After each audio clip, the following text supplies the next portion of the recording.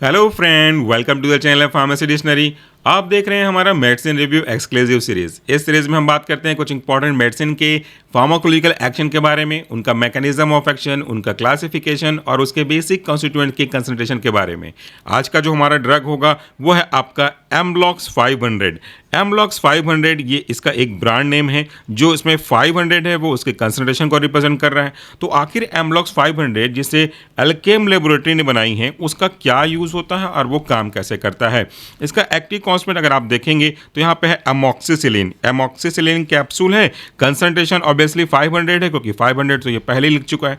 तो आखिर ये एंटीबायोटिक कहने का क्या मतलब होता है। एंटीबायोटिक के मतलब को समझते हैं कि अगर ये कोई एक बैक्टीरिया है और बैक्टीरिया किसी भी व्यक्ति के लिविंग होस्ट के अंदर ग्रो करेगा, मल्टीप्लाई करेगा, तो उसका इन्फेक्शन बढ़ते जाएगा। ये जनरली बैक्टीरिया बाइनरी फिशन में ग्रो करते हैं, यानी कि 1 से 2 हुए, फिर यहाँ से ये 2 कवर करेंगे और यहाँ से 2 कवर करेंगे और इससे फिर से ये यहाँ से 2 कवर करेंगे और इससे फिर से 2 कवर करेंगे, इससे 2 कवर करेंगे।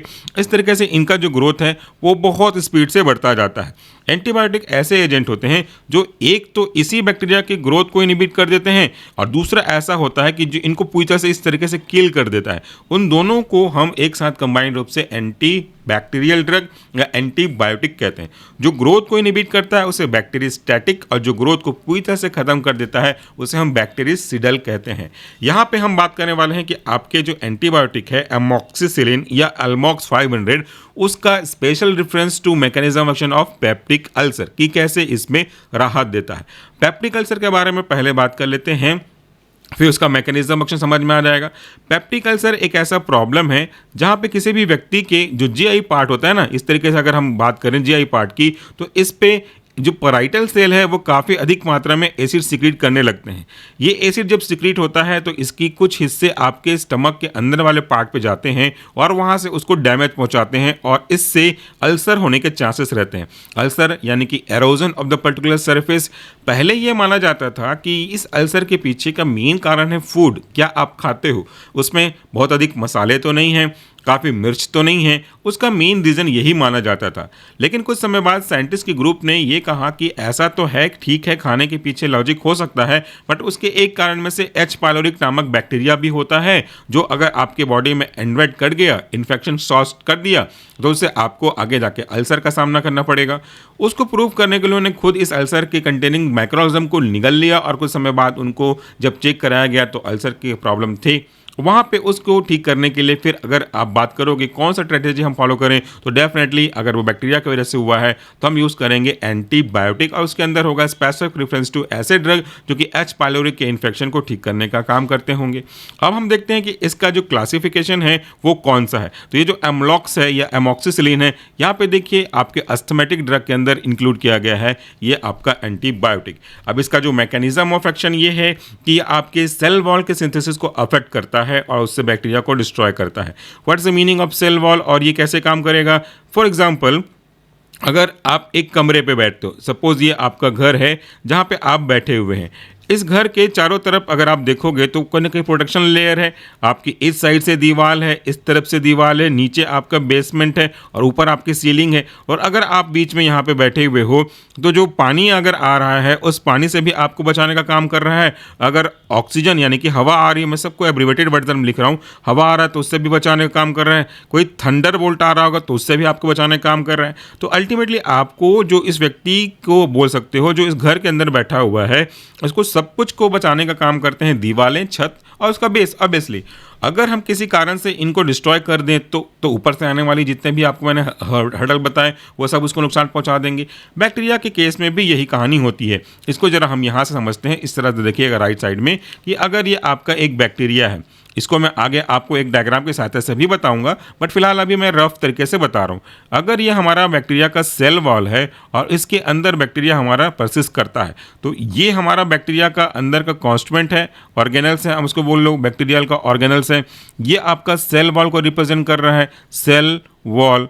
और अगर इस सेल वॉल में कोई फिजिकल इंजरी, कोई केमिकल इंजरी अगर जा रही होगी बैक्टीरिया को खत्म करने के पॉइंट ऑफ व्यू से, तो ये तो बैक्टीरिया को बचा दे रहा होगा, तो इसके कारण से ये अंदर जा ही नहीं पा रहे हैं और बैक्टीरिया सर्वाइव कर रहा है। तो अगर आपको बैक्टीरिया को खत्म करना है, चाहे इन्फेक्शन का कारण कोई भी हो, चाहे आप एमॉक्सिसिलिन का यूज़ किसी भी पर्पज़ के लिए कर रहे हो इन्फेक्शन खत्म करने के लिए, चाहे वो अल्सर का केस हो, चाहे बॉडी में इन्फेक्शन का केस हो, या नसपैटी ट्रैक इन्फेक्शन हो, या यूरिनरी ट्रैक इन्फेक्शन हो, वेरेवर इट इज़ एप्लीकेबल, उसके लिए आप यूज़ कर रहे होंगे, तो ये जो आपका ड्रग है वो बैक्टीरिया के इसी सेल वॉल को इस तरीके से देखिए डायग्राम में रप्चर कर देता है। तो इसने बैक्टीरिया के सेल वॉल के सिंथेसिस को अफेक्ट कर दिया और इस तरीके से जो फिजिकल आपके एजेंट थे या जो आपका केमिकल एजेंट था वो अंदर जाकर के इस बैक्टीरिया को पूरी तरह से डिस्ट्रॉय कर देगा और उस व्यक्ति की बॉडी से ये इन्फेक्शियस कॉज करने वाला माइक्रोऑर्गेनिज्म हट जाएगा। और यही आपके इस एंटीबायोटिक खास करके एमॉक्सिसिलिन के काम करने का तरीका होता है, by affecting the synthesis of cell wall. तो इस तरीके से जब कभी भी कोई व्यक्ति जिसको अल्सर की प्रॉब्लम होती है और उस अल्सर के प्रॉब्लम के पीछे आपका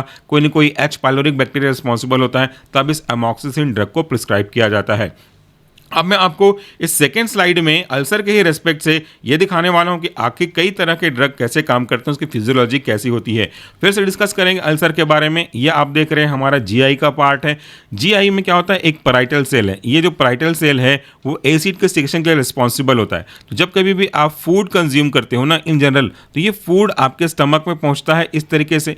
यहाँ पे पहुँच करके गैस्ट्रिन है, वो गैस्ट्रिन स्टार्ट करता है आपके हिस्टामिन के रिलीज को, और ये हिस्टामिन जो कि स्पेसिफिक रेफरेंस टू H2 होता है वो आपके पैराइटल सेल को एक्टिवेट करता है। ये पैराइटल सेल यहाँ पे जो देख रहे हो आप, ये अपने अंदर से एसिड को सिक्रीट करता है। ये एसिड निकल करके आ गया, इस एसिड से बचाने, ये एसिड फिर आगे जाएगा यहाँ पे। इस एसिड के सिक्रेशन के कारण से हो सकने वाले डैमेज को बचाने का काम करता है आपका प्रोटेक्टिव वॉल। तो यहाँ पे जो आप देख रहे हो इस ब्लू कलर में, ये आपका म्यूकस का प्रोटेक्टिव लेयर, यही आपको इस एसिड से बचाता रहता है।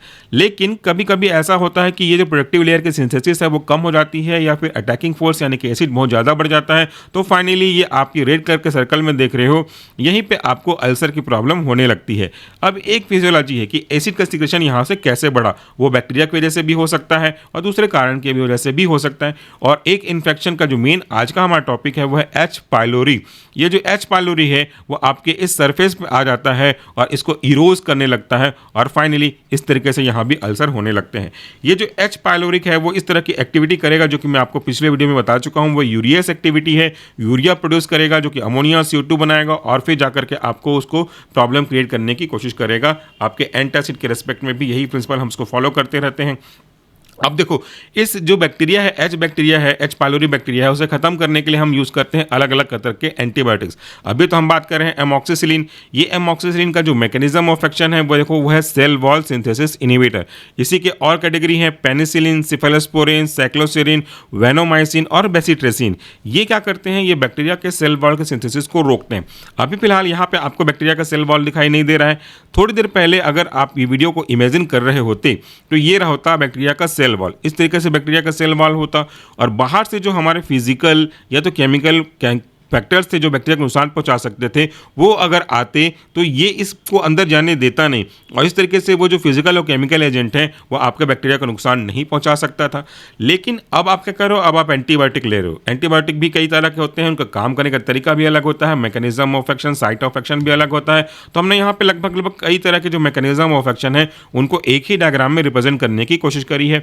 बात करते हैं हमारे एमॉक्सिसिलिन का। तो एमॉक्सिसिलिन अब यहाँ पे आता है, इसको मैं हटा देता हूँ यहाँ से। एमॉक्सिसिलिन आएगा तो एमॉक्सिसिलिन इस सेल वॉल के सिंथेसिस को कुछ इस तरीके से देखो आप डायग्राम पे हटा देता है। यहाँ पे अब सेल वॉल की सिंथेसिस इनहिबिट हो जाएगी। अब यहीं पे जो फिजिकल या केमिकल इंजरी कॉज करने वाले एजेंट थे जो कि पहले इसके अंदर नहीं जा पा रहे थे just because of this barrier, but अभी ये बैरियर हट गया है, तो ये जो आपके फिजिकल केमिकल इंजरी करने वाले एजेंट हैं वो अंदर जाते हैं और बैक्टीरिया को डिस्ट्रॉय पहुंचा देते हैं। और सबसे पहले तो ये बैक्टीरिया की इसी सेल वॉल के सिंथेसिस को अफेक्ट करेंगे। बैक्टीरिया डिस्ट्रॉय हो जाएगा, बैक्टीरिया डिस्ट्रॉय हो जाएगा तो इन्फेक्शन को कॉज करने वाले बैक्टीरिया ही खत्म हो जाएंगे, तो धीरे धीरे जो अल्सर का पेशेंट था वो रिकवरी की ओर बढ़ता जाएगा। और इस तरीके से जो हमारे ड्रग हैं वो काम करते हैं। अगर आप चाहते हो कि पूरा एनिमेशन के साथ समझा जाए इस पूरे कंसेप्ट को रिगार्डिंग द अल्सर, तो हमारा मेन चैनल है सॉल्यूशन ऑफ फार्मेसी, वहाँ पे आकर आप विजिट कर सकते हो, उसकी सीरीज आप देख सकते हो, वहां पे पूरा एनिमेशन आपको मिल जाएगा।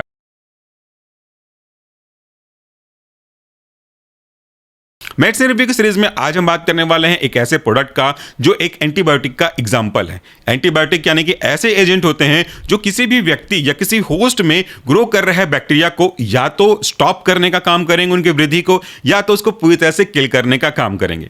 ऐसे एजेंट जो कि उनके स्टॉप करने का काम करते हैं ग्रोथ को, उसे हम कहते हैं बैक्टीरियोस्टैटिक। और जो ऐसा एंटीबायोटिक जो बैक्टीरिया को पूरी तरह से किल कर देता है, इसे हम बैक्टीरियसिडल कहते हैं। ये बैक्टीरियसिडल लगा है इसलिए बैक्टीरिया के रिस्पेक्ट में होगा। ऐसा ही वर्ड अगर आप कभी और सुने होंगे फंगिस्टैटिक, फंगिसिडल, तो वो फंगस के रिस्पेक्ट में होगा। फिलहाल मैंने बात किया सिर्फ बैक्टीरिया के रिस्पेक्ट में। तो ये इस तरीके से ये एंटीबायोटिक काम करते हैं या उसके टाइप होते हैं। हम एंटीबायोटिक को कब यूज करते हैं? एंटीबायोटिक तब यूज किया जाता है जब कभी भी कोई भी व्यक्ति के किसी भी शरीर के हिस्से में बैक्टीरिया का इंफेक्शन आपको देखने को मिल रहा होगा और आप चाहते हो कि उस पर्टिकुलर पार्ट से as soon as possible bacterial infection को इरेडिकेट कर दिया जाए, हटा दिया जाए, तब हम एंटीबायोटिक यूज करते हैं। बच्चों के रेस्पेक्ट में हो, बड़ों के रेस्पेक्ट में हो, सब काम करने का तरीका एक ही होता है, केवल अंतर कंसंट्रेशन का ही होता है। आज मैं बात करने वाला हूं एक प्रोडक्ट जिसका जो ब्रांड नेम है वो है ATM 100 और इसे बनाने वाली कंपनी है इंडोको रेमेडीज लिमिटेड। इस ATM 100 में 100 उसके सांद्रता यानी कि कंसंट्रेशन को रिप्रेजेंट कर रहा है, लेकिन इसका एक्टिव कांस्टेंट क्या है? ये है आपका एजिथ्रोमाइसिन ओरल सस्पेंशन और इसमें मैंगो फ्लेवर रखा हुआ है। तो बच्चों के लिए फ्लेवर बहुत इंपॉर्टेंट पार्ट प्ले करता है क्योंकि वो गंदे टेस्ट को एक्सेप्ट करेंगे नहीं, और अगर टेस्ट अच्छा नहीं होगा तो वो लेने से भागेंगे, कतराएंगे। बीइंग अ पेरेंट चीज़ों को अच्छे से समझ सकता हूं और आप भी अगर पेरेंट हैं तो समझ सकते होंगे। लेकिन कभी कोई मेडिसिन अगर कुछ स्पेसिफिक फ्लेवर का हो जो बच्चों को पसंद आए तो वो डिमांड करेंगे आपसे कि हाँ मैं रेडी हूं उसको लेने के लिए। तो ये अच्छा होता है मेडिसिन के केस में, बच्चों के रिस्पेक्ट में अगर आप बात करें तो भी। तो ये हो गया एक बेसिक जानकारी। लेकिन सबसे पहले बात करते हैं कि इन्फेक्शन बच्चों में आता कहां से है, फिर बात करेंगे कि यह दवाई काम कैसे करती है।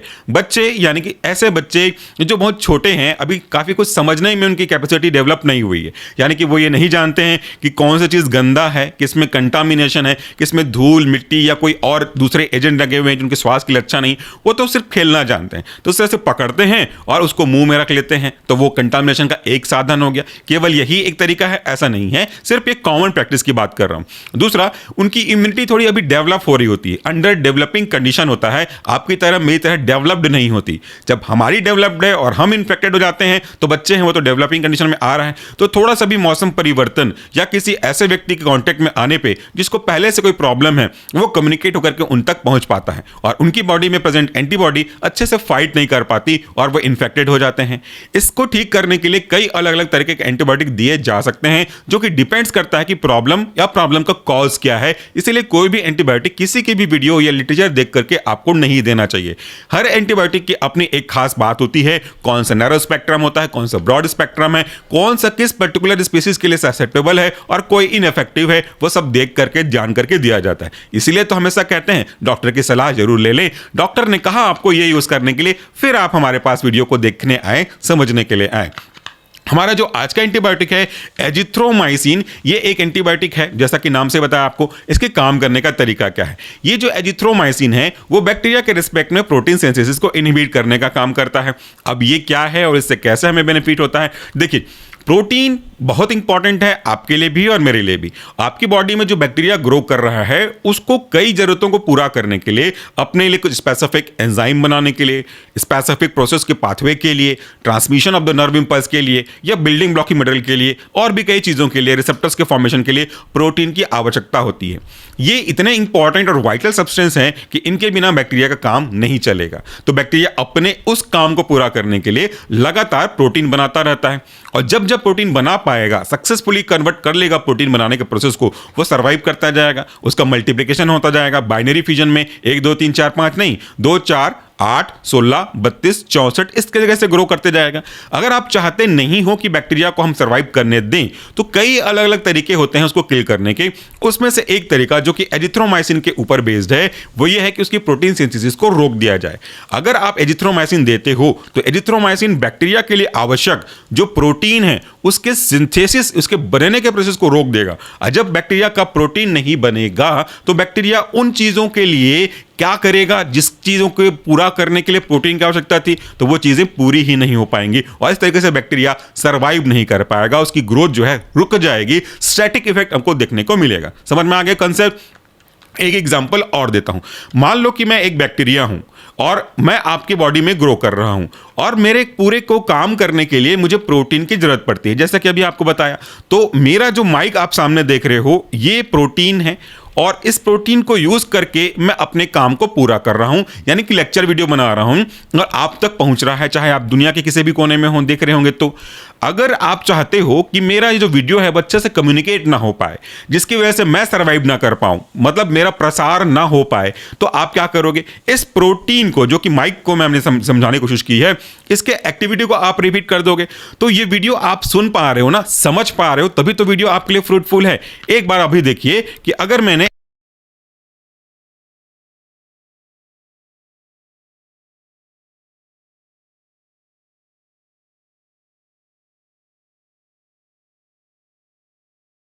अभी आपने देखा, सुना तो नहीं, लेकिन सिर्फ देखा कि मैंने कुछ ना कुछ किया हुआ है।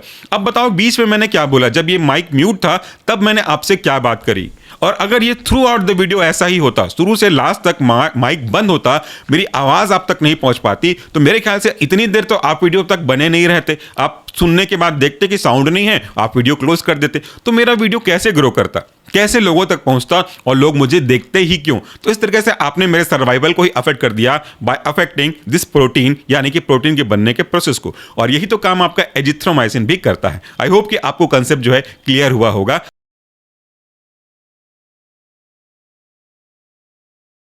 जब कभी भी हम बात करते हैं ड्रग का, तो मेरा पर्पस बस यही रहता है कि जो भी ड्रग आप यूज कर रहे हैं, करने वाले हैं, उससे जुड़ी हुई बेसिक जानकारी जरूर अपने दिमाग में रख सकें। हमारा मकसद, मोटिव कभी भी सेल्फ मेडिकेशन को बढ़ावा देना होता नहीं है। इसलिए हम कभी भी किसी भी पर्टिकुलर ड्रग का डोज डिस्कस नहीं करते तब तक जब तक कि उस पर्टिकुलर ड्रग का डोज खुद उसी के डिब्बे में, कंटेनर में साफ साफ मेंशन ना हो, क्योंकि उसमें छिपाने वाली कोई बात ही नहीं रह जाती। ऐसे केस में हम उसका जरा ड्रग का डोज बताते हैं, बाकी किसी का भी ड्रग डोज नहीं डिस्कस करते हैं। जब हम बात करते हैं आंखों की या कान की, तो ये हमारे बहुत सेंसिटिव ऑर्गन में है, सेंस ऑर्गन में बहुत ही महत्वपूर्ण पार्ट प्ले करते हैं। बिना आंख के अगर आपसे मैं कल्पना करने कहूं कि एक दिन गुजार दीजिए, आपके लिए असंभव जैसा तो हो जाएगा, असंभव तो नहीं होगा लेकिन असंभव जैसा हो जाएगा, जैसा मैंने कहा। और दूसरा, अगर मैं आपको कहूं कि आपके कान भी सुनने बंद हो जाएंगे, तो आपको कितनी तकलीफ होगी, क्या चीजें चल रही हैं वो नहीं समझ में आएगा। तो हमें चीजों की वैल्यू तब समझ में आती है जब हम चीजों को खो देते हैं, लेकिन जब हमारे पास है तो उन चीजों की वैल्यू करने के बजाय हम किसी और के ऊपर ध्यान देने लगते हैं। आई रेस्पेक्ट उन पीपल की जिनके पास इस तरह की चीजें नहीं है, फिर भी वो अपने जीवन को बहुत अच्छे तरीके से जी रहे हैं। बात करते हैं पॉइंट पे कि ये दो ऑर्गन जो आप कहते हैं, ऑर्गन है, बहुत इंपॉर्टेंट पार्ट प्ले करता है। भगवान न करे कभी कोई इनमें चोट लग जाए, एक्सीडेंट हो जाए, कोई प्रॉब्लम आ जाए, डिसफंक्शन आ जाए, तो फिर आपको सर्वाइव करने में धीरे धीरे दिक्कत आने लगेगी। इसलिए रिस्पॉन्सिबिलिटी हमारी ये बनती है कि जब कभी भी इस तरह के ऑर्गन में कोई एक्सटर्नल चोट, इंटरनल चोट लगती है, या कोई प्रॉब्लम होता है, कंटामिनेशन होता है, डिजीज इंफेक्शन होता है, तो एज सुन एज पॉसिबल आपको डॉक्टर की सलाह से इसको ठीक करने की कोशिश करनी शुरू कर देनी चाहिए। इन दो ऑर्गन और भी वाइटल ऑर्गन, इवन मैं कहूंगा पूरी बॉडी में कोई भी पार्ट पे अगर कोई प्रॉब्लम नजर आती है, तो आपको उसको अवॉइड या डिले या सेल्फ मेडिकेशन करके उसको बढ़ाना नहीं चाहिए। जब हम बात करते हैं आंखों की, कान की, तो कई बार ऐसे होते हैं कि अब आंख में चश्मा पहन रहे हैं। मैंने ये इंसिडेंट देखा है, आप चश्मा पहन रहे हो तो गलती से ध्यान उधर हुआ तो चश्मे की डंडी आपकी आंखों में चली जाएगी, कोई धूल आपकी आंखों में चला जाएगा और आप उसको हाथों से रगड़ दोगे या कोई भी ऑब्जेक्ट आपकी आंखों में चला जाएगा, कोई केमिकल आप यूज कर रहे हो वो आंखों में चला जाएगा, कोई स्प्रे मार रहे हो डिओड्रेंट, गलती से नोजल ऊपर चला गया तो आंखों में चला जाएगा, कोई कार्सिनोजेनिक सब्सटेंस चला जाएगा, कोई भी जो आपका कोरोसिव सब्सटेंस है वो आंखों में चला जाएगा, तो आपकी आंखों में बहुत तेज जलन होगी। अंदर के जो म्यूकोसा मेम्ब्रेन वगैरह हैं, टाइनी एयर बबल्स हो रहे हैं, वो जनरेट हो जाएंगे, कैपिलरीज डैमेज हो जाएगा, तो बहुत दिक्कत हो सकती है। वैसे ही कान के रेस्पेक्ट में है कि आपकी आदत कई लोगों की होती है कान को खुजाने की, आपके ईयरबड से या किसी शार्प ऑब्जेक्ट से, पेंसिल से या निकालने वाले से, निकालते निकालते इधर हो गया तो आपकी कान में चोट लग सकती है, या कोई ऐसा कुछ हो गया कि आपकी कान में कोई चींटी चली गई और वो आपका काट दी, इन्फेक्टेड हो गया, या कोई पानी चला गया, या कोई अंदर से कोई पिंपल्स हो गया, पस बन गया, मवाद बन गया, तो ऐसा कोई भी सर्कमस्टांसेस हो सकता है। सबके बारे में तो मैं नहीं बता सकता कि क्या क्या हो सकता है, और आपको पता भी है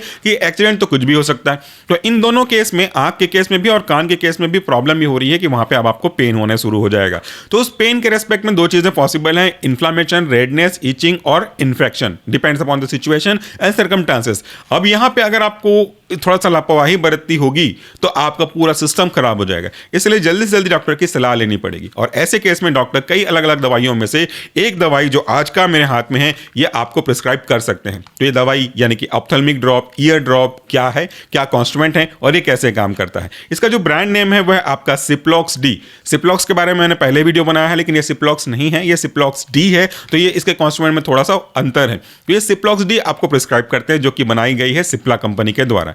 इस सिप्लॉक्स डी जो कि एक ब्रांड नेम है, इसके अंदर कौन कौन से कॉन्स्टिट्यूएंट मिलेंगे आपको? इसके अंदर आपको मिलेंगे कॉन्स्टिट्यूएंट नंबर 1 सिप्रोफ्लॉक्सासिन, दूसरा मिलेगा आपको डेक्सामेथासोन, और ये ईयर और आई दोनों के लिए यूज करने वाला ड्रॉप है। तो ये दोनों केस में आपको इन्फेक्शन, रेडनेस, इचिंग, स्वेलिंग इस तरह के प्रॉब्लम से बचा करके रखेगा। चलिए बात कर लेते हैं कुछ स्पेसिफिक इंडिकेशन का, फिर मैं उसके डोज के कंसंट्रेशन और उसके यूज के बारे में, मैकेनिज्म के बारे में बात करूंगा। इसमें देखिए इंस्ट्रक्शन कैसा है। इस बॉटल को जब आप खोलेंगे तो इसमें एक ढक्कन होगा, ढक्कन के नीचे एक सुई जैसा स्ट्रक्चर होगा, स्पाइक जैसा स्ट्रक्चर होगा, उसको आपको टाइटली पुश करना है तो वो जो ढक्कन है वो अंदर के नोजल को प्रिक कर देगा और उसके थ्रू आप अपने ड्रॉप को अपनी आंखों में या कान में इंसर्ट कर सकते हैं।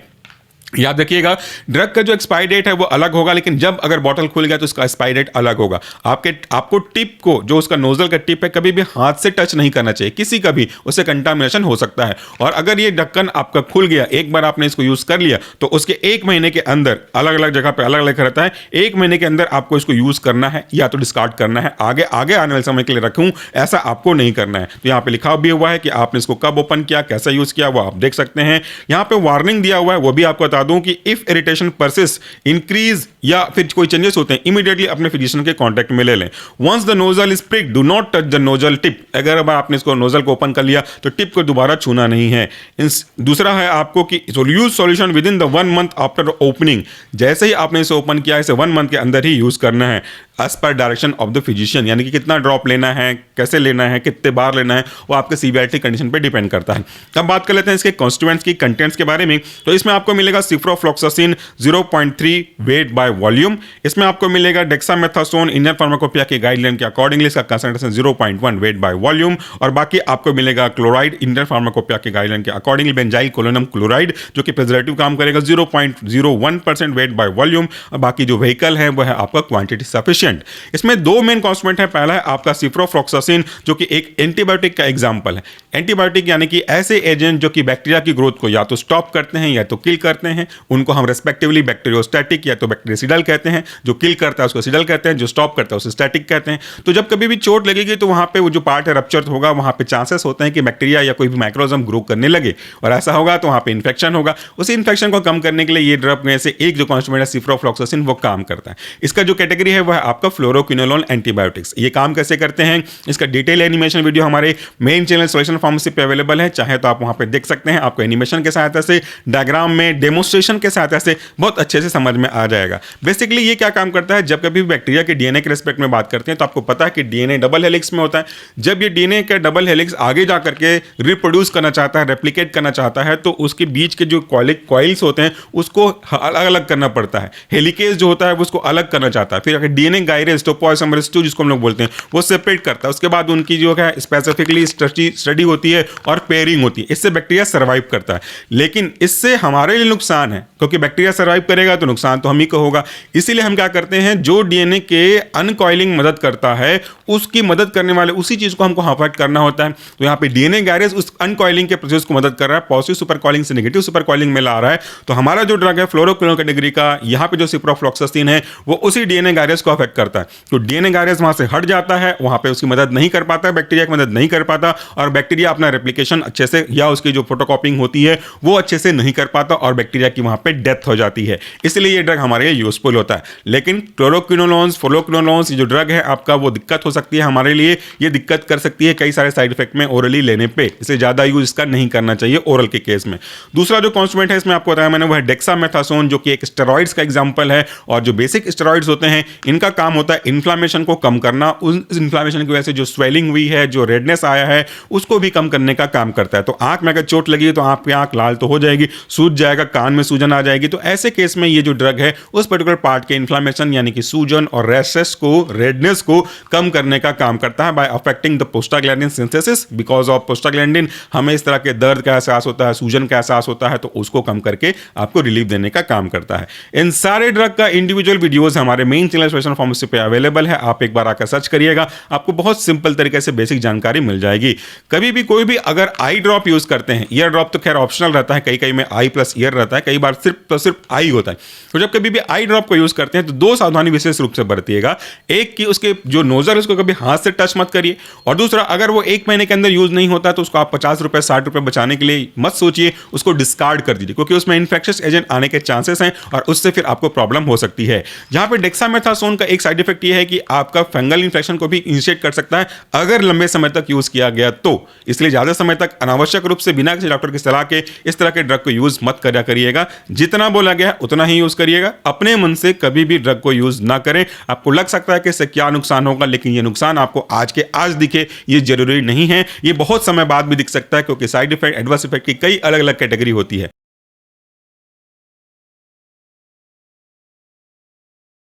आज मेरे हाथ में जो एक पाउडर है जिसका जो ब्रांड नेम है वह है आपका सेफ सीवी, इसको बनाने वाली कंपनी है मैनकाइंड। इसके अंदर जो मेन कॉन्स्टिट्यूएंट है वो कुछ इस तरीके से हैं, वह आपका सेपोडोक्सिम प्रॉक्सिटिल और दूसरा आपका पोटेशियम क्लेवोनेट, और ये एक ओरल सस्पेंशन है। फिर मैंने क्यों कहा कि ये एक पाउडर है, अगर आप इस बॉक्स को ओपन करेंगे तो जैसे मैंने पहले आपके मोनोसेफ के साथ बात किया था वैसे ही इसके अंदर आपको एक सीधा सा बॉटल मिलेगा जिसमें पाउडर के फॉर्म में आपका ड्रग होगा। तो initially it is a powder, और इस पाउडर को आपको रिकॉन्स्टिट्यूट करके सस्पेंशन के फॉर्म में कन्वर्ट करना है। इसके लिए आपको इसमें पानी ऐड करनी पड़ेगी, लेकिन ये पानी कोई नॉर्मल पानी नहीं होना चाहिए, ये पानी वाटर फॉर इंजेक्शन होना चाहिए, जो कि आपको या तो इस पैक के साथ मिलेगा, और कभी कभी किसी किसी ब्रांड में अलग अलग कंपनी के हिसाब से ये नहीं भी मिलता, तो आपको परचेस करना पड़ेगा या तो दिए गए इंस्ट्रक्शन को फॉलो करना पड़ेगा। तो इस वाटर को जब आप इसमें मिक्स करेंगे, मिक्स करने के बाद अच्छे से शेक करेंगे, तो ये जो ड्राई पाउडर है रिकॉन्स्टिट्यूट होकर के आपके लिए सस्पेंशन बन जाएगा। और इसे इसलिए रखा जाता है इस फॉर्म में ताकि इसकी जो लाइफ है वो लंबी हो सके। और एक बार अगर आपने इसे डिसॉल्व किया तो वैसे तो मेरा पर्सनल रिकमेंडेशन यही है कि एक बार में यूज कर लीजिए। अगर ये ओरल ड्रॉप के फॉर्म में है तो आप 7 दिन तक लेके जा सकते हो, बट अगर ये इंजेक्शन के फॉर्म में होता है नहीं तो फिर आपको इमीडिएटली यूज करके थ्रो इट आउट कर देना चाहिए था। फिलहाल ये इंजेक्शन नहीं है, ये एक ओरल ड्रॉप है जिसमें साफ साफ बच्चों के लिए इंडिकेशन दिया गया है, ओरल सस्पेंशन लिखा हुआ है। तो आखिर ये काम कैसे करता है? जब हम बात करते हैं हमारे पहले ड्रग की जिसका एग्जांपल है सेफोडोक्सिम प्रॉक्सिटिल, ये एक एंटीबायोटिक का एग्जांपल है। एंटीबायोटिक मतलब क्या होता है? अगर सरल भाषा में बात करूं तो ऐसे दवाइयां होती हैं जो आपकी बॉडी में आकर के आपकी बॉडी को इन्फेक्ट कर चुकी हैं, उस इन्फेक्शन को कॉज करने वाले बैक्टीरिया को खत्म करने का काम करता है। अब यहां पे भी दो अलग अलग तरीके होते हैं इनके काम करने के। एक तरह का एंटीबायोटिक पूरी बैक्टीरिया को फिनिश कर देता है जिसे हम बैक्टीरियासिडल कहते हैं, और एक ऐसा एंटीबायोटिक का टाइप भी होता है जो बैक्टीरिया को खत्म तो नहीं करता लेकिन उसकी ग्रोथ को रोक देता है, तो इसे हम कहते हैं बैक्टीरियोस्टैटिक। कई ऐसे एंटीबायोटिक भी हैं जो कम कंसंट्रेशन पे बैक्टीरियोस्टैटिक का काम करते हैं। अगर उसी ड्रग का कॉम्बिनेशन उसी ड्रग का कंसंट्रेशन हम बढ़ा दें तो बैक्टीरियोस्टैटिक अब बैक्टीरियासिडल का भी काम करेगा। सो ये दो मेन में टाइप हो गए।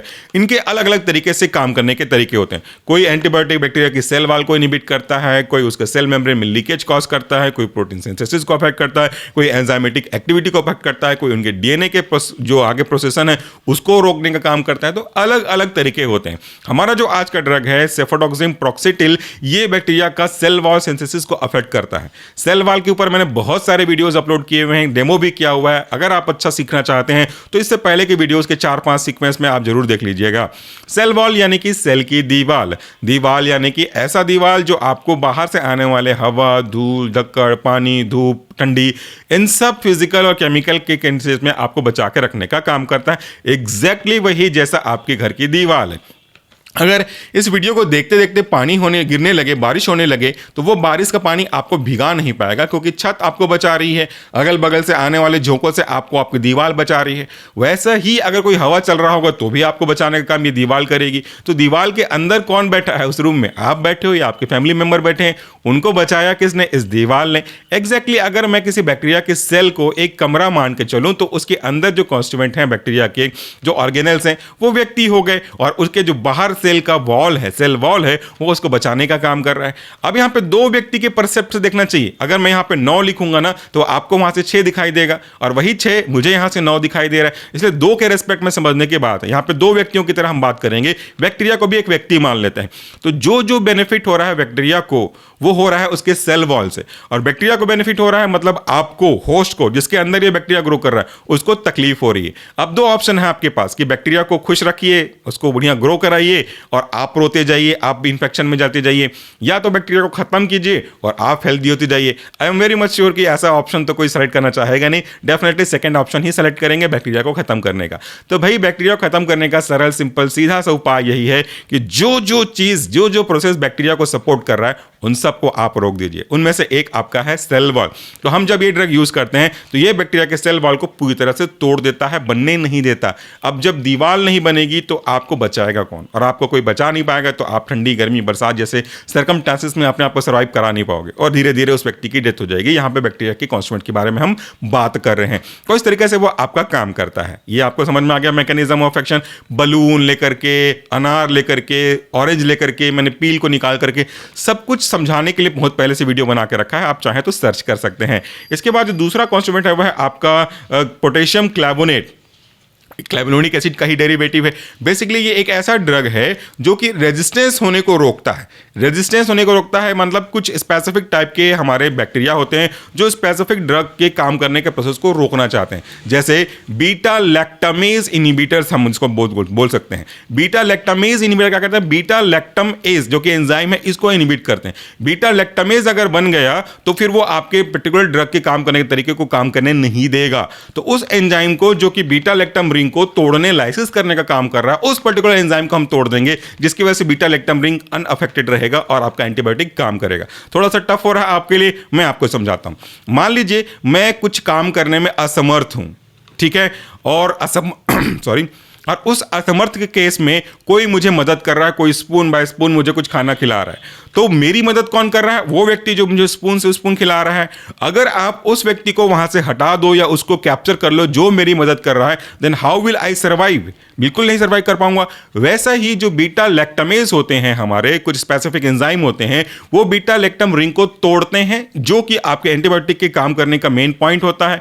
तो जब वो बीटा लैक्टम एज जो कि बीटा लैक्टम रिंग को तोड़ देगा तो हमारा ड्रग काम नहीं करेगा। इसलिए हमको बीटा लैक्टम एज, मैं बार बार पॉज लेके बोल रहा हूं ताकि समझ में आ जाए आपको। तो हमारा जो एंटीबायोटिक है आपका क्लैवेनिक एसिड या क्लैवोनेट, पोटेशियम क्लैवोनेट, वो उस बीटा लैक्टम एज एंजाइम को वहां से सरका देता है ताकि वो आपके रिंग को तोड़ ना पाए, रिंग के बेसिक फंक्शन को डिस्टर्ब ना कर पाए और आपका ड्रग काम करे और इनहेंस में हो सके उसकी एक्टिविटी में। तो ये दो ड्रग थे, दोनों ड्रग के काम करने के तरीके थे। अब मैंने आपको बताया इसका यूज कैसे करना है, as per suggestion, as per recommendation, as per prescription ही आपको यूज करना है। ये जो आप खरीदेंगे तो इसमें आपको 2 डब्बे मिलेंगे। एक डब्बे में आपका ड्राई पाउडर होगा, उसके ऊपर मेजरिंग कप होगा, और एक आपको वाटर फॉर इंजेक्शन का रेस्प्यूल मिलेगा। तो आपको क्या करना है, उस पानी को लेकर के उसमें आपको डिसॉल्व करना है, अच्छे से शेक करना है, कोई भी ग्रिटी पार्टिकल रहने ना पाए, और आप उससे पहले पाउडर को भी शेक कर सकते हैं ताकि क्लम्प फॉर्मेशन ना हो सके। उसके बाद as per the guidance, as per the dose prescribed by your doctor आप इसको दे सकते हो।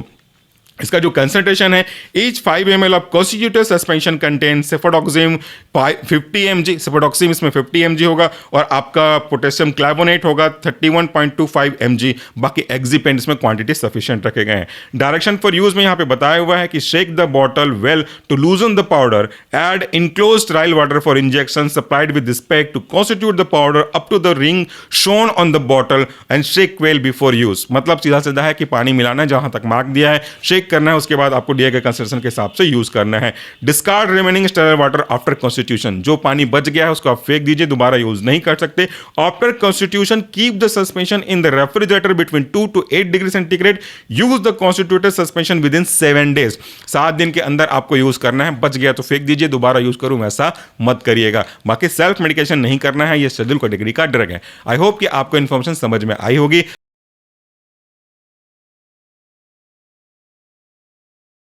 जब हम बात करते हैं आज के प्रोडक्ट की मेडिसिन रिव्यू की सीरीज में, तो ये है आपका मॉक्सिसिप आई ड्रॉप। और इसे बनाने वाली कंपनी है सिप्ला, इसलिए लास्ट में सिप लगा हुआ है। और मॉक्सी का मतलब है आपका मॉक्सीफ्लॉक्सासिन। ये जो मॉक्सीफ्लॉक्सासिन है इसका एक्टिव कॉन्स्टेंट है। तो आखिर ये एक्टिव कॉन्स्टेंट क्या मतलब होता है इसका और ये कैसे काम करता है? मॉक्सी सिप हो या कोई और सिप हो, उससे कोई मतलब नहीं, क्योंकि वो उसका ब्रांड नेम है। असल काम का चीज है उसका अंदर का वो दवाई एक्टिव कॉन्स्टेंट एपीआई सॉल्ट जो कि काम करता। और ये आपका मॉक्सीफ्लॉक्सासिन है जो कि एक एंटीबायोटिक है। एंटीबायोटिक करने का मतलब है ऐसे ड्रग जो कि बैक्टीरियल इन्फेक्शन को या तो कम करते हैं या तो खत्म करते हैं। इन्हीं या तो कम करना या तो खत्म करना के हिसाब से दो कैटेगरी में बांटा गया है। अगर ये बैक्टीरिया के ग्रोथ को स्टॉप करते हैं, किल नहीं करते, तो उसे कहते हैं बैक्टीरियोस्टैटिक। और अगर ये बैक्टीरिया को पूरी तरह से किल कर देते हैं तो इसे कहते हैं बैक्टीरियोसिडल एक्टिविटी। अगर आप बात करो बैक्टीरिया, तो वो बैक्टीरिया ऐसे माइक्रोऑर्गेनिज्म है जो अलग अलग नेचर के हो सकते हैं। अगर ये बैक्टीरिया अगर आपकी आंखों में आते हैं तो वो मल्टीप्लिकेशन करते हैं, बाइनरी फ्यूजन होता है और कंटामिनेशन बढ़ता जाता है। तो इसी को रोकने के लिए एंटीबायोटिक यूज करते हैं। मॉक्सीफ्लॉक्सासिन एक स्पेसिफिक कैटेगरी ऑफ एंटीबायोटिक को रिप्रेजेंट करता है जिसको हम लोग बोलते हैं क्विनोलोन्स कैटेगरी। तो ये जो क्विनोलोन कैटेगरी का ड्रग है उसके काम करने का तरीका बड़ा यूनिक होता है। वो उस कैटेगरी के ड्रग जो होते हैं वो बैक्टीरिया के डीएनए को रेप्लिकेट नहीं होने देते, उसके सेग्रीगेशन ऑफ डॉटर सेल को रोक देते हैं और इस तरीके से उनका प्रोग्रेशन रोकते हैं। ये कैसे काम करता है मैं आपको समझाता हूं। जब कभी भी बैक्टीरियल डीएनए रेप्लिकेट करना चाहते हैं तो सबसे पहले तो उनको हेलिकेज की मदद से उनका जो हेलिक्स है उसे अलग अलग किया जाता है। डीएनए गायरेज उनकी पॉजिटिव सुपर कॉइलिंग को नेगेटिव सुपर कॉइलिंग में बदलता है। उसके बाद टोपोआइसोमरेज उनको फर्दर सेपरेट करने का काम करता है डिवीजन के लिए। ये सब तीन चीजें बैक्टीरिया के लिए बहुत अच्छी हैं, बैक्टीरिया के पॉइंट ऑफ व्यू से अच्छी हैं। लेकिन जैसा मैं हर बार कहता हूं कि जो चीजें बैक्टीरिया के पॉइंट ऑफ व्यू से अच्छी होगी वो आपके पॉइंट ऑफ व्यू से अच्छी नहीं होगी, क्योंकि वो बैक्टीरिया को ग्रोथ को सपोर्ट करेगा और बैक्टीरिया का ग्रोथ होगा तो इन्फेक्शन तो आप ही का बढ़ेगा।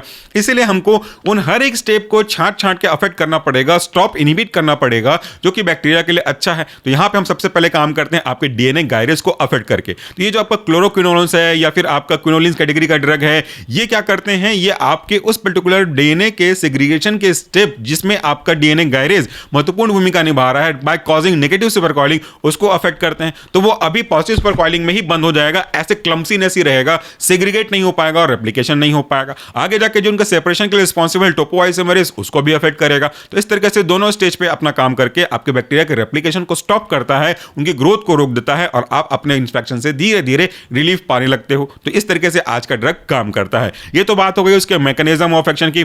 अब बात करते हैं कि इसको अप्लाई कैसे करना है। देखिए, जब कभी भी आप किसी भी आई ड्रॉप के बारे में बात करो, ये आज के प्रोडक्ट के बारे में नहीं है बल्कि ये सभी तरह के आई ड्रॉप के बारे में, इवन आई ऑइंटमेंट के बारे में भी एप्लीकेबल है। बस खासकर ऑइंटमेंट के बारे में बाद में बात करेंगे, ड्रॉप के बारे में बात कर लेते हैं। आप इस पैकेट को जब भी ओपन करोगे तो इसके ओपन करते समय आपको कैप में एक थ्रोन जैसा स्ट्रक्चर दिखेगा, स्पाइक जैसा स्ट्रक्चर दिखेगा। इसी की मदद से आपको इसको प्रिक करना है। प्रिक करने के बाद कभी भी आप अपने इस नोजल के टिप को हाथ से नहीं छूइएगा, क्योंकि उससे कंटामिनेशन हो सकता है। और अगर आपके इस डब्बे के अंदर कुछ इस तरह के लीफलेट दिख दे रहे हैं तो उसको जरूर पढ़ने की कोशिश करिएगा, क्योंकि उसमें बहुत एक्यूरेट इंफॉर्मेशन रहता है, अप टू डेट इंफॉर्मेशन रहता है रिगार्डिंग द मेडिसिन, जो कि आपके नॉलेज को बूस्ट करेगी। दूसरा, जब किसे आप अप्लाई करोगे तो प्रॉपर ड्रॉप जरूर जाना चाहिए। अगर डॉक्टर ने आपको 1 या 2 ड्रॉप बोला है तो उतना ड्रॉप जाए, इसका विशेष निश्चित ध्यान रखिएगा। ड्रॉप लगाने के बाद तुरंत आपको ढक्कन कैप जो है अच्छे से क्लोज कर देना चाहिए। अगर आप डॉक्टर ने इसे 7 दिन की सलाह दी है लगाने के लिए, 7 दिन तक आपने लगाया, उसके बाद ये आपका यूज नहीं हुआ, आपने कुछ समय बाद के लिए इसको स्टोर रख लिया और फिर से अगर प्रॉब्लम होती है तो मैं लगाऊंगा ऐसा सोच के आपने स्टोर किया हुआ है, तो ऐसा मत करिएगा। क्योंकि कई अलग अलग मेडिसिन के अलग अलग इंडिकेशन होते हैं कि एक बार अगर आपने इसे ओपन किया तो कोई 15 दिन, कोई 1 महीना, उसी के अंदर इसको यूज करना होता है, उससे ज्यादा नहीं। अगर मैं इस डब्बे को पलटू ना तो यहां पे लिखा हुआ कुछ चीजें लिखी हुई हैं। देखिए, यहां पे लिखा हुआ है कि आप इसको एक बार ओपन करते हो तो टाइटली अच्छे से कस करके रख दीजिए। Use the solution within 1 month after opening the vial. अगर आपने वायल को यानी कि डब्बे को एक बार ओपन किया तो 1 महीने के अंदर इसे यूज करना है। भले एक्सपायरी डेट उसका बचा हुआ हो, सालों साल बचा हुआ हो, लेकिन नहीं, एक बार आपने ओपन किया तो विद इन द 1 मंथ आपको इसको कंज्यूम करना ही है। लेकिन इसका मतलब ये नहीं कि जबरदस्ती लगाए पड़े हो, ऐसा नहीं कह रहा मैं। अगर यूज का है तो यूज करिए, नहीं तो इसे डिस्कार्ड करिए, क्योंकि ये बहुत ज्यादा रिस्की हो सकता है। उसकी प्राइस कितनी है? इसकी प्राइस काफी ज्यादा है, वह है 230 रुपए। ऐसा इसमें क्या खास बात है जो बहुत ज्यादा महंगा है? चलिए ठीक है, वो तो मजाक की बात हो गई। तो ये था हमारा आज का ड्रग रिव्यू, जिसमें हमने बात किया ऐसे ड्रॉप के बारे में जो कि आपकी आंखों के इन्फेक्शन से राहत देने का काम करता है। आई होप कि आपको हमारा सीरीज अच्छा लग रहा होगा।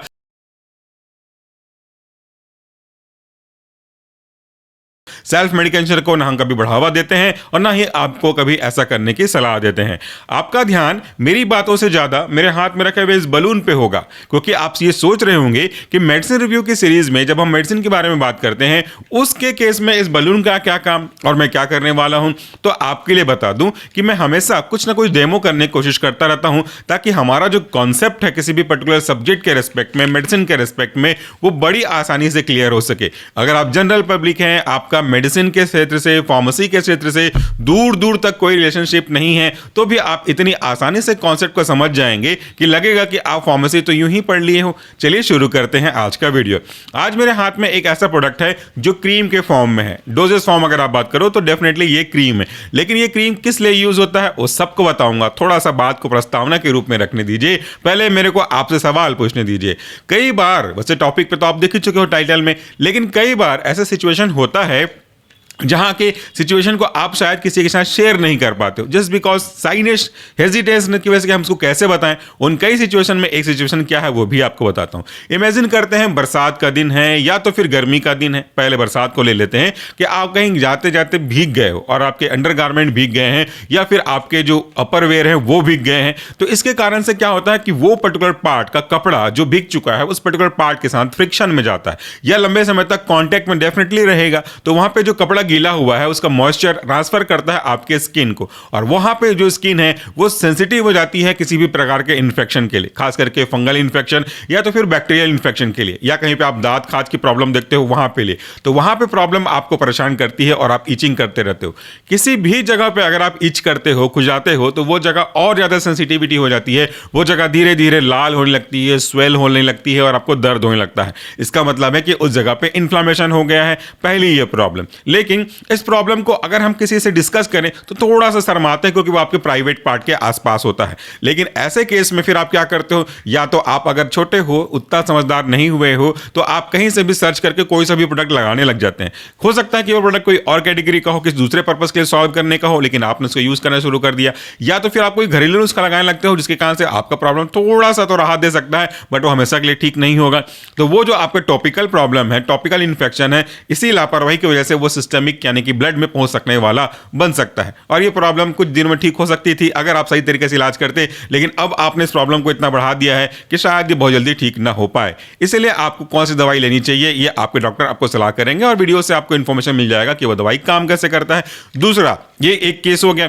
गर्मियों में भी कुछ ऐसा ही सिचुएशन होता है, पसीने से आपके अंडरगारमेंट पूरे गीले हो जाते हैं, आपके जो ग्रोइंग पार्ट है, आपके जो आर्म पार्ट है, कॉकपिट वगैरह पार्ट है, सब के सब ऐसी चीजें हो जाती हैं। तो यहां पे भी खुजली होने लग जाता है। ऐसे केस में भी आपको आज की दवाई काम करेगी। एक और केस ले लेते हैं कि आप खेलते कूदते भागते दौड़ते कहीं पे गिर गए, कट लग गई, चोट लग गया, छिल गया, वहां पे आपने प्रॉपर ट्रीटमेंट नहीं करी, तो कुछ समय बाद वहां पे बैक्टीरियल इन्फेक्शन ग्रो करने लगेगा। उस कटे हुए पार्ट में बैक्टीरिया आराम से उस ब्लड को, ऑर्गेनिक सॉल्वेंट को, पस को यूज करता हुआ ग्रो करने लगेगा, क्योंकि जो के पस निकले हैं, जो आपका ब्लड है, वहां पे पाबा जो है पैरा अमाइनो बेंजोइक एसिड है, काफी अच्छी मात्रा में पाया जाता है। तो पाबा पाया जाता है, इसी कारण से बैक्टीरिया को ग्रोथ करने के लिए सपोर्ट मिलता है, तो वहां पे बैक्टीरिया ग्रोथ होता रहता है। तीसरी प्रॉब्लम यह है कि कहीं कहीं ऐसा जगह भी होता है जहां पे ना कोई चोट लगी हो, ना कोई खुजली हो रहा हो, फिर भी वो जगह पे रैशेस बनने लगते हैं, रैशेस की वजह से खुजली होने लगती है और वहां पे फिर से स्वेलिंग की प्रॉब्लम आने लगती है।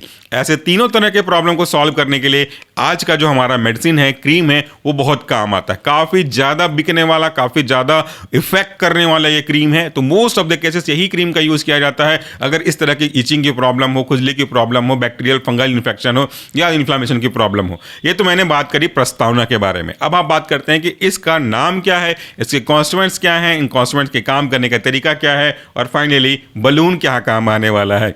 अगर मैं इस प्रोडक्ट के बारे में बात करूं तो इसका जो ब्रांड नेम है वह सरफाज SN। सरफाज SN को बनाने वाली जो कंपनी है यह है आपकी, लेट मी चेक इट, यह है आपका फ्रैंको इंडियन फार्मास्यूटिकल्स लिमिटेड। और इसके अंदर कौन कौन से कॉन्स्टिट्यूएंट हैं, इसके अंदर बेसिकली अगर आप देखोगे तो 3 कॉन्स्टिट्यूएंट्स हैं। पहला है आपका कोट्राइमाजोल जो कि एक एंटी फंगल ड्रग का एग्जांपल है। दूसरा है आपका बेक्लोमेथासोन डाइप्रोपियोनेट जो कि एक कॉर्टिकोस्टेरॉइड या स्टेरॉइड्स का एग्जांपल है। और तीसरा है आपका नियोमाइसिन सल्फेट जो कि एक एंटी बैक्टीरियल का एग्जांपल है। तो 3 तरह के ड्रग हैं, 3 तरह की एक्टिविटी देते हैं। पहला जो ड्रग है आपको फंगल की वजह से होने वाले इन्फेक्शन से बचा के रखेगा। दूसरा जो ड्रग है आपका, उसकी वजह से जो इन्फ्लामेशन जनरेट हो रहा है उससे आपको राहत देगा। और तीसरा, अगर कहीं कट पट लग गई हो, बैक्टीरियल इन्फेक्शन हो रहा हो, तो वहां से आपको राहत देने का काम करेगा। अब इसके जो प्राइस के बारे में है वो बाद में बात करूंगा। इसका ट्रिपल एक्शन क्रीम लिखा हुआ है, एंटी फंगल, एंटी बैक्टीरियल और एंटी इन्फ्लामेटरी, ये रिकमेंड किया गया है। और यहां पे लिखा हुआ है कि कैसे अप्लाई करना है। इस प्रोडक्ट को आपको दिन में 2 से 3 बार अफेक्टेड एरिया पे जेंटली अप्लाई करना है। लेकिन उस सब के बारे में डिटेल से बताऊंगा, पहले ड्रग के कॉन्स्टिट्यूएंट के मैकेनिज्म ऑफ एक्शन के बारे में बात कर लेते हैं। देखिए, इसमें 3 तरह के एक्शन होने वाले ड्रग हैं। पहला है आपका कोट्राइमाजोल, जो कि एक एंटी फंगल ड्रग का एग्जांपल है। एंटी फंगल ड्रग क्या होता है? एंटी फंगल ड्रग ऐसे ड्रग होते हैं जो कि आपके बॉडी के पर्टिकुलर पार्ट में फंगल की वजह से होने वाले इंफेक्शन को खत्म करने का काम करते हैं। तो फंगस कैसे ग्रोथ करता है? फंगस को मॉइस्चर वाली जगह बहुत पसंद होती है। जहां जहां भी आपके जगह में मॉइस्चर मिलेगा, जहां पे कंटिन्यूअसली मॉइस्चर का कॉन्टेक्ट रहेगा, वहां पे फंगस ग्रोथ होने लगेगा। और अगर आप नहीं चाहते हो कि इस फंगस को ग्रोथ करने दें, तो उसको खत्म करना पड़ेगा। और उसी के लिए आपका ये ड्रग जो है यूज करते हैं। और ये जो ड्रग है आपका एजोल कैटेगरी का ड्रग है। ये काम कैसे करता है? ये जो ड्रग है वो फंगस के सेल मेम्ब्रेन में लीकेज कॉज करता है, जिसकी वजह से उसके अंदर के कॉन्स्टिट्यूएंट बाहर आ जाते हैं और वो सर्वाइव नहीं कर पाता। अब आप तो पहले समझ लो कि सेल मेम्ब्रेन होता क्या है, और उसी को समझाने के लिए मैंने बलून का एग्जांपल लिया हुआ है। देखिए, ये एक बलून है। आपने कई बार बच्चों के लिए फुलाया होगा, खेला होगा। ये बलून के अंदर भरा क्या गया है? हवा। इससे मैंने मुंह से फूंक करके भरा, तो यहाँ पे कुछ भी गैसेस हो सकती है। अगर आपने इसमें नाइट्रोजन भरा होगा तो नाइट्रोजन होगा, इसमें अगर आपने पानी भर दिया तो डेफिनेटली पानी होगा। तो जो भी चीजें आपने इसके अंदर भरी हैं, उसको अगर बिना बलून के कल्पना करो तो अपना उनका खुद का कोई शेप होता है क्या? नहीं। आप हवा देखो चारों तरफ, क्या हवा का कोई शेप नजर आता है? बिल्कुल भी नहीं। पानी का कोई शेप नजर आता है? बिल्कुल भी नहीं। लेकिन जब इन्हीं दोनों चीजों को किसी भी ऑब्जेक्ट में डाल दो तो वो ऑब्जेक्ट के अकॉर्डिंगली अपना शेप ले लेती हैं। जैसे एक कटोरे पे पानी रख के जमा दिया, एक गिलास पे पानी रख के जमा दिया, एक बर्तन पे पानी रख के जमा दिया, तो पानी का जो शेप है बर्फ बन जाएगा, वो उसी शेप में आएगा। हवा को भर दोगे तो बलून के जैसा शेप दिखाई देने लगेगा। एग्जैक्टली वैसा ही है। तो ये मान के चलिए कि ये जो बलून का प्लास्टिक है, रबर है, जो बाहरी लेयर है, वो उसके सेल मेम्ब्रेन को रिप्रेजेंट कर रहा है। और अंदर भरी हुई हवा, जिसमें कई तरह की हवाएं हो सकती हैं, वो उसके अंदर के ऑर्गेनल्स को रिप्रेजेंट कर रही हैं। जब तक ये इसका सेल मेम्ब्रेन इंटैक्ट है, सही सलामत है, तब तक कोई प्रॉब्लम की बात नहीं, आराम से आप बलून को खेलोगे। लेकिन कई बार बलून फूट जाता है ना। फुटने पे क्या होता है? फुटने पे पूरा गैस बाहर निकल जाता है और जो भी खेल रहा होता है छोटा बच्चा, वो रोने लगता है, क्योंकि खिलौना उसका खराब हो गया या तो वो डर गया। अब इसी को हम कैसे समझने वाले हैं अपने काम के रेस्पेक्ट में? देखो, ये बलून मैंने कहा आपको फंगस का सेल मेम्ब्रेन है, अंदर का हवा उसके कॉन्स्टिट्यूएंट हैं। तो अगर आप आज के ड्रग के बारे में बात करोगे तो उसमें पहला जो कॉन्स्टिट्यूएंट है आपका कोट्राइमाजोल, एक एंटी फंगल ड्रग का एग्जांपल है। ये एंटी फंगल ड्रग कैसे करता है? इसमें एक लीकेज कॉज करता है, और लीकेज की वजह से अंदर के जो कॉन्स्टिट्यूएंट है धीरे धीरे बाहर आने लगते हैं और अंदर का पूरा कॉन्स्टिट्यूएंट खाली हो जाता है, और इस तरीके से वो सर्वाइव नहीं कर पाता। चूंकि अब बलून को मैं अगर डायरेक्टली किसी पिन से फोड़ दूं तो वो पूरा ब्लास्ट हो जाएगा, इकट्ठे फट जाएगा। वहां पे आप उसके रिलीज पैटर्न को देख नहीं पाओगे, समझ नहीं पाओगे। इसलिए मैंने बलून में एक ट्यूबलेस टायर के प्रिंसिपल को अप्लाई करते हुए एक सिंपल सा टेप चिपकाया हुआ है। अगर मैं इस प्रिक कर से, यानी कि इस पिन से इसको यहां पे छेद करूं तो अचानक से ब्लास्ट तो नहीं होगा। मे भी हो सकता है अगर फेल हो गया मेरा एक्सप्लेनेशन तो अगर मैं धीरे से इसको प्रिक करूं तो हवा धीरे धीरे धीरे धीरे निकलेगी, जो आपको शायद दिखाई दे या महसूस हो जाए, लेकिन अचानक से बर्स्ट नहीं होगी। तो इससे क्या हुआ? ये हमारा फंगल का सेल मेम्ब्रेन है, फंगल के कॉन्स्टिट्यूएंट है, और ये जो पिन है इसको मान के चलो कि ये मेरा एंटी फंगल ड्रग है। तो जब हम एंटी फंगल ड्रग देंगे तो उसका सेल मेम्ब्रेन रप्चर हो जाएगा, वहां से अंदर के कॉन्स्टिट्यूएंट लीकेज होने लगेंगे और ये सर्वाइव नहीं कर पाएगा। देखिए, मैं इसी प्रोसेस को मिमिक करने की कोशिश करता हूं। I am not very sure कि ये सक्सेसफुल होगा कि नहीं होगा। सब कुछ आपके सामने लाइव है, कोई कट वट नहीं है। चलिए देखते हैं। थोड़ा सा डर तो लगता है। मैंने इस पिन को इसके ऊपर इस तरीके से प्रिक किया, जरा ध्यान से देखिएगा। मैंने इसको यहां पे प्रिक किया। देखिए, प्रिक करने के बाद ये बलून फटा नहीं जैसा यूजुअली होता था। फट गया क्या? नहीं, ये बलून फटा नहीं है, बिल्कुल साबुत के साबुत अभी भी है। देखिए, आपके सामने इसे प्रिक किया मैंने, इसे ओपन कर रहा हूं तो हवा धीरे धीरे निकल रही है। इसे फिर से प्रिक कर रहा हूं तो भी फट नहीं रहा है, हवा बहुत धीरे धीरे निकल रही है। देखिए, जितने भी प्रिक करना है आपको कर लीजिए, हवा बहुत धीरे धीरे रिलीज हो रही है। और आप अगर घर में बिना इस तरह के टेप, आखिरी में फट गया, ज़्यादा प्रेशर कर दिया, तो इस तरह से बिना अगर रबर लगाए या बिना आपके टेप लगाए आप इसको करोगे तो वो शायद पूरी तरह से अच्छे से रिलीज नहीं होगा, जैसे लास्ट में फट गया वैसा फट सकता है। तो कुल मिलाकर के मैं ये दिखाना चाह रहा था, लास्ट में थोड़ा सा फट गया, उसके लिए I am very much sorry. लेकिन शुरू के कई पिंस, मुझे एक पिन ही मारना था, कई पिंस में ये दिखाई दिया आपको कि हवा वहां से रिलीज हो रही है। वैसे ही जब आप इस ड्रग को अप्लाई करोगे तो उसमें जो कोट्राइमाजोल है, एजोल कैटेगरी की ड्रग है, उसके मेम्ब्रेन को रप्चर कर देता है। इस तरीके से वो सर्वाइव नहीं कर पाता और आपकी प्रॉब्लम धीरे धीरे ठीक होने लगती है। इसके बाद जो अगला कॉन्स्टेंट है वह आपका बेक्लोमेथासोन, जो कि एक स्टेरॉइड का एग्जांपल है, कॉर्टिकोस्टेरॉइड्स का एग्जांपल है। ये क्या करते हैं, ये एक प्रकार से एंटी इन्फ्लामेटरी एक्टिविटी पजेस करते हैं। जब कभी भी आपके बॉडी पार्ट में खुजला खुजला के इन्फ्लामेशन हो गया हो, सूजन हो गई हो, तो उस सूजन को कम करने का काम करते हैं। इसके काम करने का तरीका ये है कि ये एक ऐसा मीडिएटर, जिसे हम इन्फ्लामेटरी मीडिएटर कहते हैं, जिसकी वजह से इन्फ्लामेशन होता है, वह है आपका प्रोस्टाग्लैंडिन। तो ये प्रोस्टाग्लैंडिन के बनने के प्रोसेस को रोक देते हैं और उसके रोकने से आपके इन्फ्लामेटरी मीडिएटर्स, जो कि इन्फ्लामेशन कॉज करने के लिए रिस्पॉन्सिबल थे, वो कम हो जाते हैं और उस जगह पे सूजन जो है धीरे धीरे कम होने लगती है। तो ये उसके काम करने का तरीका हो गया सिंपल। तीसरा जो हमारा कॉन्स्टेंट है वह आपका नियोमाइसिन सल्फेट। नियोमाइसिन एक एंटीबैक्टीरियल ड्रग है। एंटीबैक्टीरियल ड्रग होने की वजह से ये बैक्टीरिया की ग्रोथ को खत्म करता है। बैक्टीरिया के ग्रोथ को खत्म करने के कई ड्रगों के अपने अपने कई अलग अलग तरीके होते हैं। जो नियोमाइसिन है वो क्या काम करता है, नियोमाइसिन एक काम करता है कि ये आपके बैक्टीरिया के प्रोटीन के सिंथेसिस को अफेक्ट करता है। प्रोटीन यानी कि एक ऐसा कॉन्स्टेंट जो सबके सर्वाइवल के लिए बहुत जरूरी है, आपके सर्वाइवल के लिए जरूरी है, मेरे सर्वाइवल के लिए जरूरी है, वैसा ही बैक्टीरिया के सर्वाइवल के लिए भी काफी जरूरी होता है। क्योंकि बैक्टीरिया उस प्रोटीन को कई अलग अलग कामों में यूज करता है, चाहे तो अपने लिए रेस्पेक्टिव रिसेप्टर बनाना या कोई स्पेसिफिक टाइप का टारगेट बनवा देना, ये सारे काम बैक्टीरिया के लिए जरूरी होते हैं। तो अगर आप चाहते हो कि आपके बैक्टीरिया उस पर्टिकुलर पार्ट पे, घाव पे सर्वाइव ना करें, तो आपको कई चीजों में से एक चीज जो कि प्रोटीन है, इसको ध्यान देना पड़ेगा, यानी कि इसकी अवेलेबिलिटी को, इसके सिंथेसिस को रोकना पड़ेगा। अगर आप इसके सिंथेसिस को रोक देते हैं तो बैक्टीरिया प्रोटीन यूज नहीं कर पाएगा, क्योंकि बना ही नहीं है, और जब प्रोटीन को यूज ही नहीं कर पाएगा, सर्वाइव कैसे करेगा, और बैक्टीरिया की वहां पे डेथ हो जाएगी। जैसे एग्जांपल के लिए मैं हर बार यही एग्जांपल कोट करता हूं कि आप मेरा ये वीडियो और ऑडियो अपने घर पे कहीं भी मूव करते हुए सुन रहे हैं, तो मेरे को आपके तक वीडियो पहुंचाने के लिए कुछ कुछ चीजों जरूरत पड़ रही है, एक मोबाइल की और एक माइक की, बाकी एडिटिंग कर करके अपलोड करने के बाद उसके बाद आप तक पहुंचाने की। इन तीनों चारों चीजों में जो भी मैं यूज करता हूं वीडियो को बनाने फिर अपलोड करने के लिए, उनमें कई चीजें बहुत महत्वपूर्ण है। उनमें से एक ये माइक भी है। अगर ये माइक बंद हो जाए, सपोज यहां पे देखिएगा,